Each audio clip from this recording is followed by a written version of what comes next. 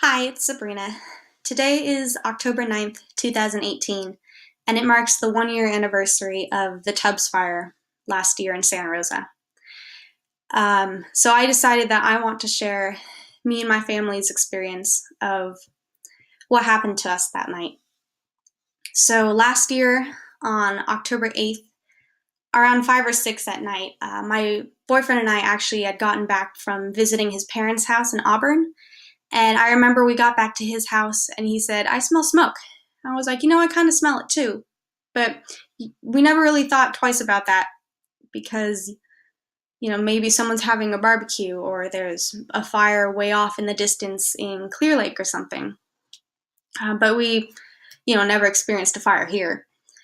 So I went home. I had work early the next morning. So I set up my purse and my clothes because I worked early at Starbucks, and I put my apron in my purse, and then I went to bed.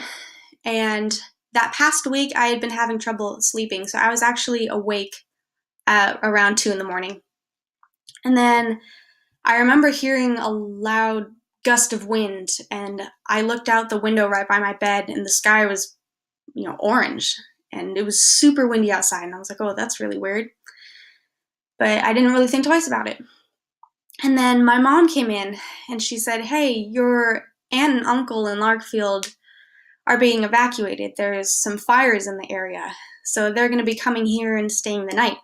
And also, your cousin Ashley and her husband, their 2 sons, are being evacuated on the other side of Santa Rosa. They're going to be coming here as well." I was like, oh gosh, okay. So I got up and there was no power. I lit some candles and I was gonna try and text my boyfriend, but I figured he's asleep. He's not gonna hear it. And then my mom came in again and she said, "Hey, there's fires by Coles," which was right down the street from our house. We lived at the very north end of Coffee Park on Coffee Lane. She told me there's a chance we're gonna be evacuated. So if we are, you might want to pack a suitcase, anything you might need for the day, maybe even tomorrow, worst case scenario. So I thought, oh, okay. Well, what am I going to need today?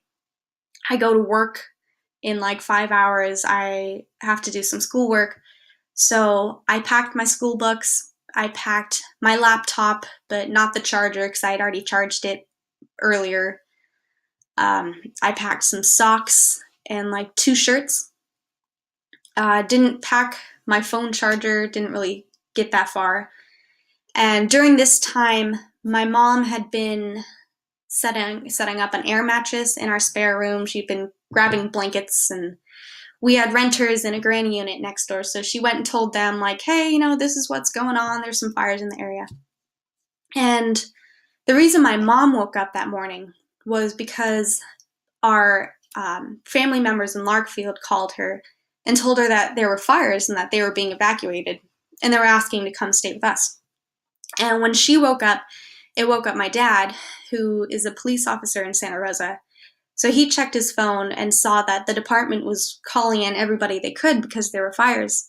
So he got dressed and he went to work while my mom was waking up me and my sister and the neighbors. So then I thought, well, gosh, if we're going to be evacuated for a couple days, maybe I should bring my animals, especially because there's no power. I had a lot of reptiles. I had a snake. I had like 5 geckos. I had a frog. So they're going to need warmth. I'm going to want to bring them somewhere and plug in their heat pads. So I took out a little carrier that I was going to put my bird in, and I took my frog's container and put it outside my door because, I was going to finish packing my suitcase and then leave and grab the frog on my way out and then come back for the rest. And I tried calling my boyfriend again just to make sure he was up, in case there were fires close to his house. He didn't answer, so I called his roommate, who did answer, and I was like, "Hey, I need you to look outside your window. Are there fires around? People are being evacuated. I might be evacuated. Can you go wake up Jordan, who's my boyfriend?" He's like, "Yeah, I haven't heard anything, but let me go wake him up. We'll turn on the news and everything." And I was like, okay.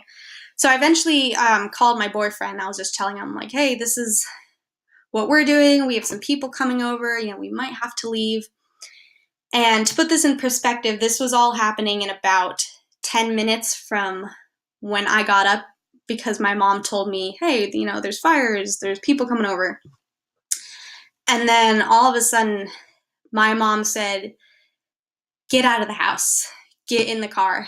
So I grabbed my bird, threw her in her little carrier. I think my sister grabbed her lizard and literally put it in her purse. And I left the frog.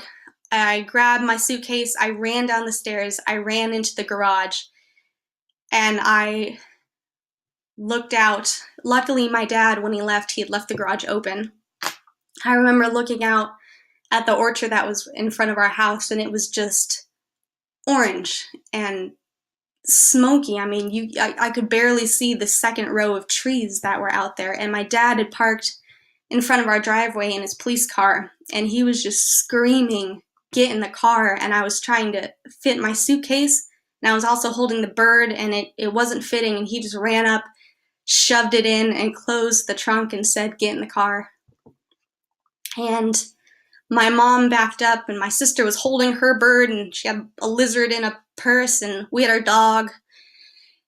And my mom backs out of the driveway, and we go to follow my dad, and we were right on the tail of his car because the smoke was so thick we couldn't see the road in front of us. So our neighbors, our renters, pulled up right behind us, and we were following my dad out because we lived on a long private driveway. And he stopped the car in front of our other neighbors because their cars were still there, so he ran up to their door. Luckily, they were aware, they were gathering their dogs and stuff before they left. And my dad got back in his car. We started going down the road again, as fast as we could, because once we passed our neighbor's house was when there were actually flames. I mean, our little Prius was actually driving through fire on the ground. And when I realized how bad it was and how unlikely it was that we were going to see our house again, was when I turned to look at our neighbor's house and the east side of it was in flames. So we kept driving down the driveway. We eventually get to the turn to turn on to Coffee and start heading south. And there was just fire everywhere, and it was so smoky, and there were huge flames just surrounding the car. And there was an older man on some sort of tractor moving branches out of the road, and my dad starts screaming at him, like, you have to go, things are on fire. And I don't remember exactly what he said, but eventually, not soon after that, my dad decided he's not going to leave. I have to get my family out of here. And that man was actually the husband of a woman named Valerie who didn't make it through the fires. She was one of our neighbors. So we drive a little farther down Coffee, and another scene that I remember was I looked to my right and I saw this one house that was just engulfed in flames, but it was kind of weird because you could see the exact outline of the house. You could see where the windows were, you could see the front door, you could see the window panes, but it was just all fire. It was crazy. And I was still kind of in shock, didn't really process what was going on around me. And I was on the phone with my boyfriend because I was still trying to make sure that him and his roommate were on top of things. There's obviously fires in Santa Rosa at this point. They lived in Santa Rosa. I wanted to make sure they were packing and getting ready to evacuate. And I remember just mumbling words. I couldn't really describe what was going on around me. And then I eventually hung up the phone with him as my mom started to enter the Coffee Park area. And from then on out, I didn't really look up. So I'm not exactly sure what route we took. Because I was basically just calling everybody I could. I was calling our grandparents. I was texting people I knew that lived in Santa Rosa. I was texting people in Windsor trying to let them know, what's going on.